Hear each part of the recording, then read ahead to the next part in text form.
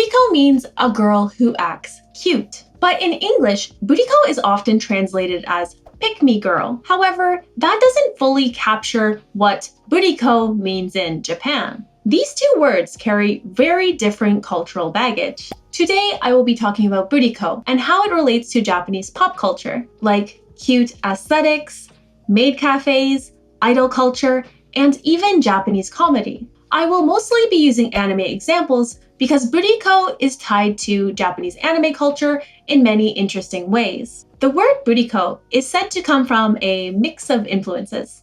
In May 1980, the manga Susume Pirates used the phrase kawaii ko burikko, meaning a girl who acts cute, and it became popular with teen girls. Just 2 months later, the comedy duo Yasuko and Keiko shortened it down to just burikko on national TV, making the word mainstream across Japan. In my last video, I looked at burikko characters in romance anime and the more emotional side of these characters. But in this video, I want to focus on how burikko relates to comedy and performance roles, where sometimes acting cute is the whole joke, or even a character's job. Let's start with the iconic Akira from Lucky Star. Akira Kogami is the ultimate burikko character. She's literally designed to make fun of the cute idol stereotype. On camera, she's a perfectly sweet girl. She has a high-pitched voice, sparkling eyes, and all that ideal idol energy.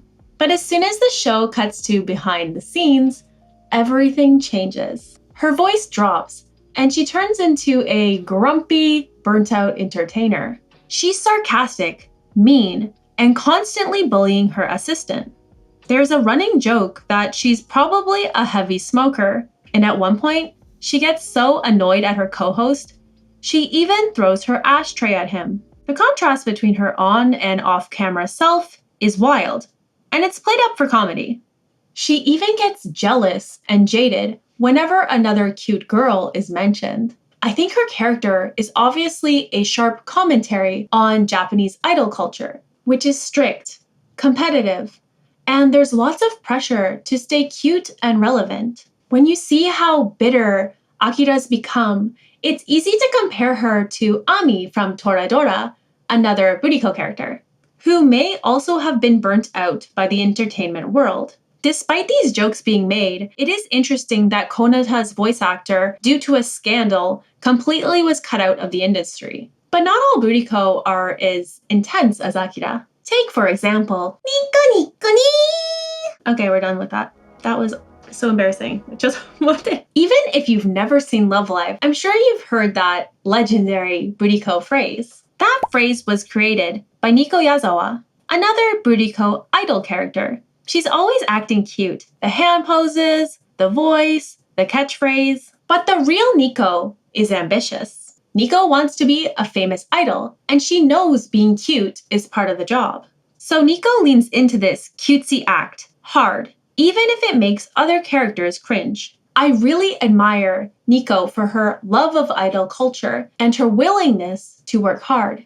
She doesn't care if she comes off as too cringy or try hard because she has a goal and she's gonna make it. Because deep down, Nico is an ambitious idol otaku. She's not naturally sweet or soft. She's calculating, and she's doing what it takes to become a star. Nico is different from someone like Akira. She genuinely likes cute girls and idols, and becoming one is her dream. That's why she acts burikko. She's performing her ideal self, and she's not tearing down other girls to get there. Her burikko persona is fake, but it's also aspirational. I don't think wanting to be cute is a problem, but if you are hurting others so that you seem cuter or the cutest, that is a problem. That's why Akira from Lucky Star, who constantly puts down other girls, feels wrong, while Nico is just trying to become her best self. And don't get me wrong, I love Akira as a joke character in a comedy anime.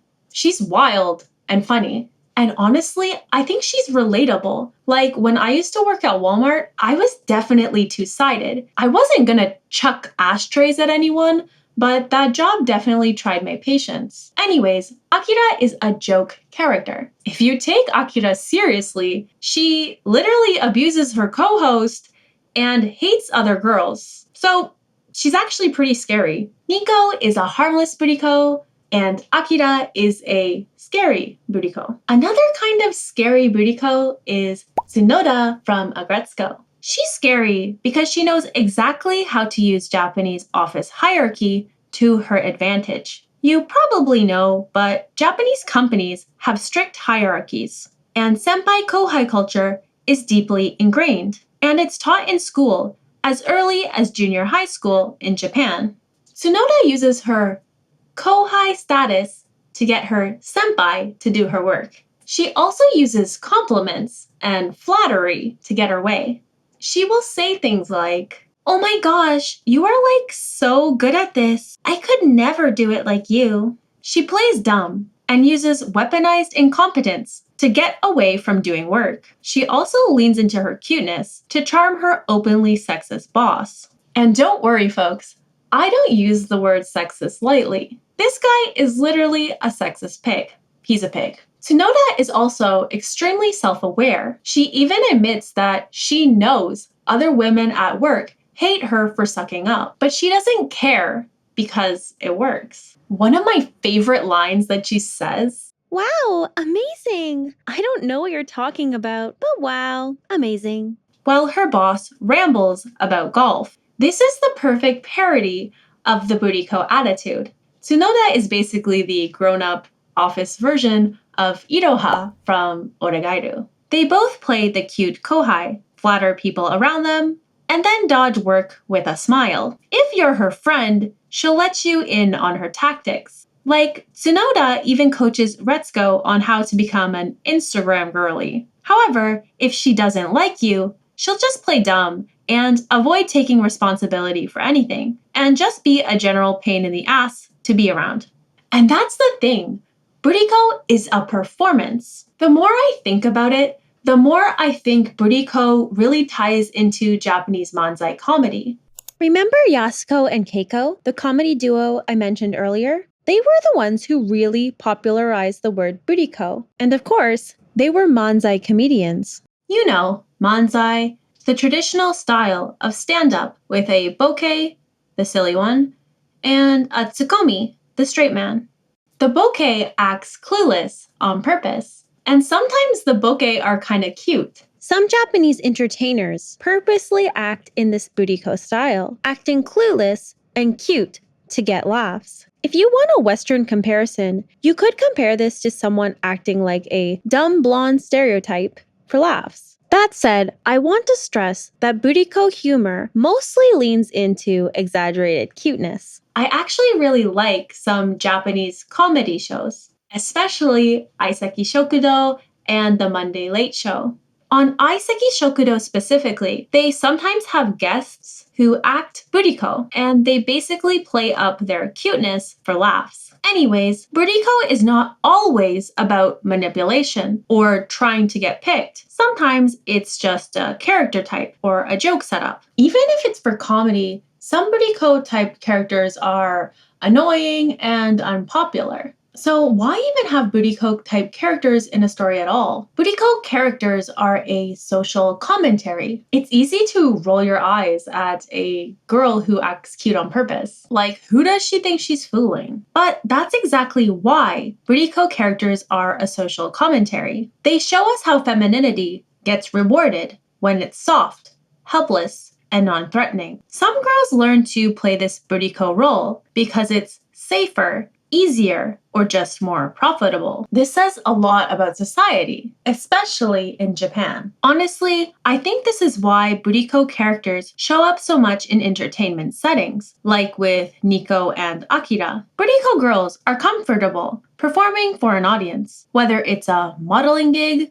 a school council, a company meeting, or an idol concert. Even in real life, think about maid cafes. Most of those girls act super Burikko. The infamous MOE MOE KYUN? I mean, that is peak Burikko behavior. No one naturally does this. It's a performance. It's customer service mode times 100. Believe me, I'm an otaku living in Japan and a Maid Cafe frequenter, so I know. So you may be wondering, does Burikko have a specific look? Well, I want to say Burikko is not a fashion. You don't have to wear pink frilly dresses to be Burikko, although some do dress this way, like Rant from Urusei Yatsura, or certain idol characters. Really, Burikko is always a behavior. Remember, it means to act cute. So there isn't a specific look, it's more about how they talk, move, and express themselves. Everything is calculated for maximum cuteness. Burikko types are also popular with both men and women. There are entire songs dedicated to the Burikko vibe. Two of the most famous Burikko songs are Sorry for Being Cute and Can't We Just Be Cute? This character type clearly resonates with many people. There are also plenty of female fans, as you can see from all the dance and song covers. Sure, you could argue that there may be more male fans, but they have tons of female fans too, often inspiring women who want to be cute in their own way. Remember, Japan is the land of Hello Kitty and cuteness. Plenty of girls here genuinely love cute things, and they aspire to be cute themselves. Some even treat famous Burikko like icons, taking notes on cute poses and like makeup tips. Some girls in Japan definitely also hate Burikko types, but it's usually only when the act is for men exclusively. If they're equally cutesy with everyone, in my experience, people don't seem to mind as much. Some guys dislike Burikko too, sometimes saying they seem to live in their own performative world and they're hard to deal with. Everyone has types of people they like or don't like to deal with, and not all Burikko are equally fake. I used anime examples to help explain today, but of course, there is more nuance with real people. So, why did I make this video? Well, personally, I tend to like characters that have kind of a dual personality. Just like with Yankee girls and Gyaru type girls, I think there's a lot of misunderstanding surrounding these character types. I've actually already made videos on Yankee and Gyaru types.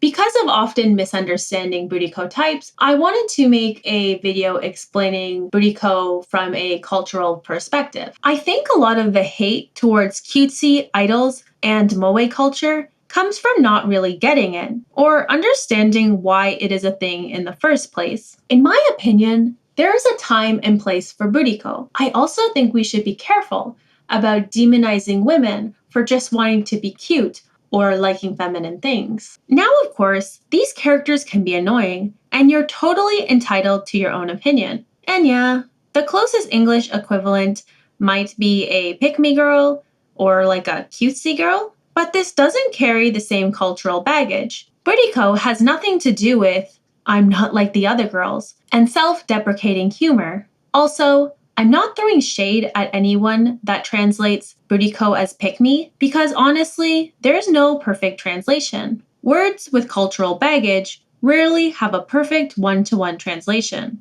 I've even had to translate Oji-san energy as boomer energy before. And yeah, it kind of hurt my soul to do that because I'm kind of an obsessive weirdo who loves studying Japanese and translating things as accurately as possible. I was even tempted to go down the Japanese language rabbit hole and explain words like kamatoto, koakuma, and azatoi, just to show how deep Japan's Burikko culture goes. But honestly, it never ends. So I just hope I've made my point. Sometimes there isn't a perfect cultural match, and you have to make sacrifices. And who would make a 10-minute video explaining the nuance of one word?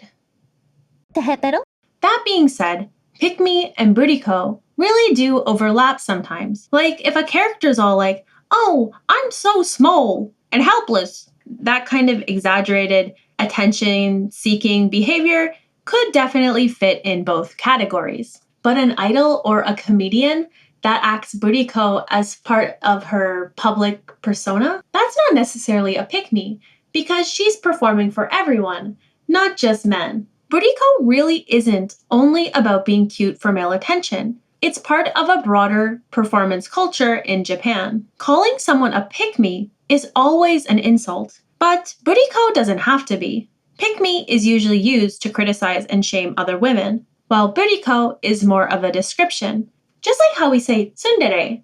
Instead of translating it, I think buriko is the better word. So yeah, I'm gonna be that weird otaku who says buriko instead of translating it into pick-me. I think it just captures so much more nuance and that very specific Japanese cultural flavor behind it. Anyway, whether you love or hate buriko characters, they reveal a lot about gender expectations, performance, and the roles women are expected to play, both good and bad, both in anime and in real life. Especially in Japan, which, as you may know, is still quite traditional when it comes to gender roles. I know this firsthand. Buriko can be annoying, scary, endearing, funny, and even inspirational. But they're all doing their best in a society that rewards them for acting cute. And yeah, maybe some of them could do better. So let me know, do you love or hate buriko? Or are you somewhere in the middle? Do you have any buriko characters you like or resonate with? If buriko's not your thing and you like more like badass delinquent types, this video may be more your style. Or maybe this one. See you there!